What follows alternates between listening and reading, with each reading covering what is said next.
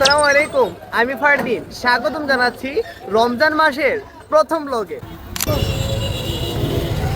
مولاي صل وسلم دائما أبدا على حبيبي শুধু সেহরি খেয়ে খেজুর দ্বারা ইফতার করার নামই কিন্তু রোজা নয়। রোজার রয়েছে কিছু ভিন্ন চাওয়া। রমজান হলো আত্মশুদ্ধির ট্রেনিং এবং গুনাহ মাফের সুযোগ, আমল বাড়ানোর সিজন, কোরআন তিলাওয়াতের মাস, নিজেকে বদলে ফেলার এক সুবর্ণ সুযোগ। আচ্ছা, এই ধরনের মন মানসিকতা আর নিজেকে পরিবর্তন করার মন মানসিকতা কোথায় তৈরি হয়, কিভাবেই বা তৈরি হয়?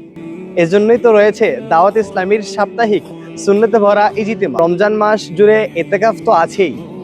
চলুন আজকে আপনাদেরকে নিয়ে যাই দাওয়াত ইসলামীর সাপ্তাহিক সুন্নতে ভরা ইজিতেমার রমজান ভিউতে। রমজান মাসের পবিত্র বিকেলে বৃহস্পতিবার আসর নামাজের পরপরই শুরু হয় আমাদের সাপ্তাহিক ইজতিমা। পবিত্র কোরআন তেলাওয়াতের সুমধুর ধ্বনিতে মুখরিত হয় পুরো পরিবেশ। এরপর একে একে পরিবেশিত হয় হামদ, নাত, যার প্রতিটি শব্দ মনে জায়গায় ভালোবাসা। তারপর শুরু হয় গুরুত্বপূর্ণ বয়ান, সংশোধনমূলক আলোচনা, আত্মশুদ্ধির কথা, ইমানকে দৃঢ় করার নসিহত, যা আমাদের জীবনকে বদলে দেওয়ার প্রেরণা যোগায়। বয়ান শেষে সবাই মিলে করি দোয়া, জিকির, মিলাদ ও কিয়ামের মাধ্যমে শেষ হয় এই বরকতময় মাহফিল। আর তারপর সবার জন্য থাকে ইফতারের আয়োজন। একসাথে বসে সুন্নতি পরিবেশে ভ্রাতৃত্ব ও ভালোবাসা ভাগাভাগি করে খাওয়ার সেই অপূর্ব মুহূর্ত। আর এইভাবে শেষ হয় সাপ্তাহিক সুন্নতে ভরা ইজতিমা।